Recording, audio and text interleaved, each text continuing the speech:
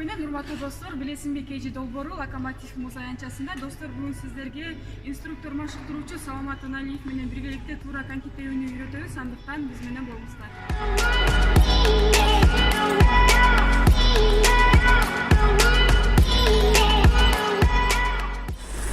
Саламатсыздарбы, урматтуу билесизби KG долбоорунун көрөрмандары. Мен силерге кантип муз тебүүнүн ыкмаларын көргөзүп кетмекчимин. Андыктан биз менен бирге болуңуздар.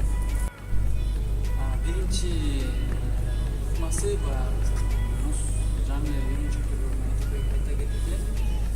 Бул жерде эң башкысы основной стойка деп коет да. Биринчи стойка керек. Стойка кандай? Биринчиде бут ичине ийип,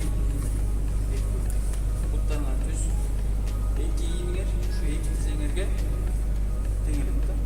Белиңер түз. Анан биринчи тебүүчү ыкма бул буттан тебесиң.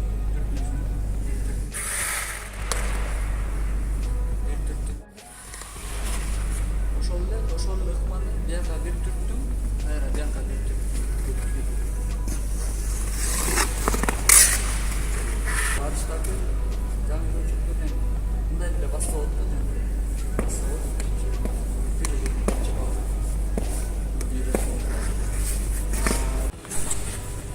Айтып кеткендей эле биринчи баягы стойка, основной стойка. Анан кандай гана тура албагандар болсо, мындай бизде атайын каражат бар. Үйгүнгө кош, муну кармап